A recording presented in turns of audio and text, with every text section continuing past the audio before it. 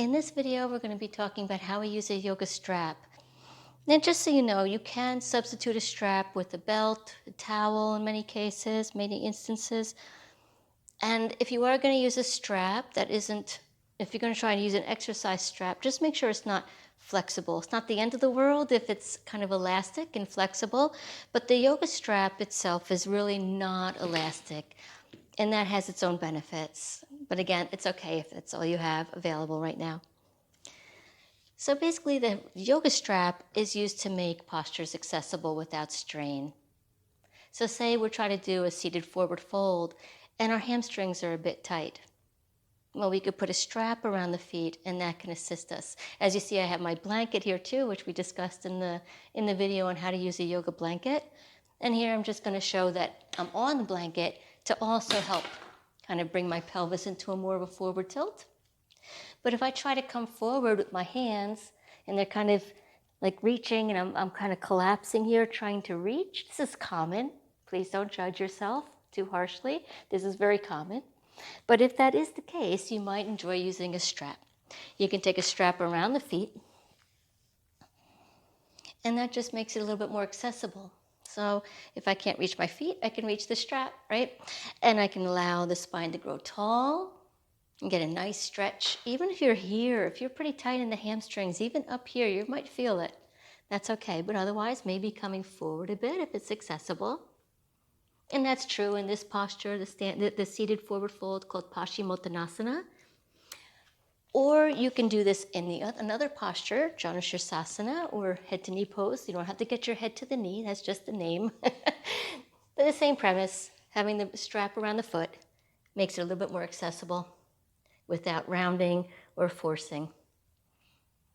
Okay, so that's one way we can use it. And the same premise is true if we're in a lying down position. So if I'm lying on the back and I want to stretch my hamstring, doing so and holding the foot, you can hold the back of the leg. But another option is to take a strap around the foot, and that might make it more accessible. Again, you can have the knee bent if you need to, but you do want to work on the sit bone and the heel kind of lengthening away from one another. So in other words, working towards straightening the leg, even if it's bent, so that you're getting a stretch. Instead of bending the hamstring and shortening it, you do want to lengthen it. So just keep that in mind. The knee can be bent, but work towards straightening. You could take it in this position where the foot is up or out to the side. Either way is fine. Okay, I'll show from the other side just so you can kind of see. Okay. So this is a hamstring stretch. It really stretches the whole back of the leg. Out to the side or up towards the ceiling.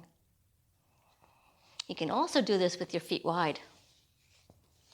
So taking the feet together at first, holding the ends of the strap, and then taking the feet wide. Maybe even rocking side to side to massage the low back.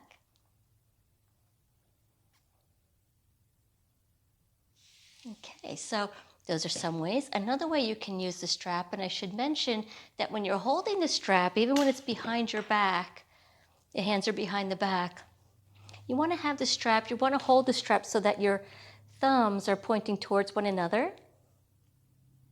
It's not critical, but it might be helpful to know that. So if you're taking something like, say, a bridge pose, you can use a strap in a couple ways. One, you could take it around your ankles,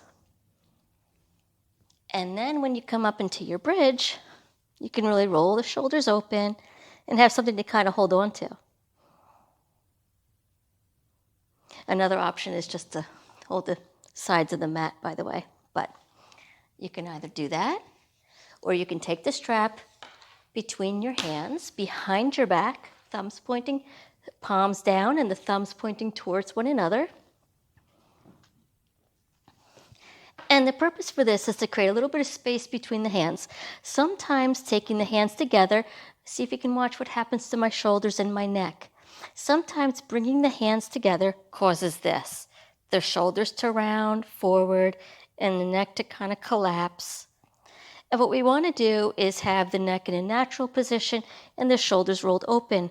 So sometimes taking a strap between the hands, and that way keeping a little space between the hands, actually allows us to open the shoulders a little more easily. Okay. So those are some ways that we can use a yoga strap. And those hamstring stretches that I showed when I was lying down, you could do them standing up with a strap as well. That's a little bit more tricky, so maybe another video. But I hope that you found this series helpful. This is the last series, or sorry, the last video in this series on, excuse me, why and how we use yoga props. So if you haven't seen them, maybe check out the other videos, and hopefully they'll be helpful for you. And if you have any comments or questions, please feel free to leave them below. And if you're so inclined, please take a moment to like and subscribe. It's so much appreciated. Thank you. So thank you so much. Have a wonderful day. Namaste.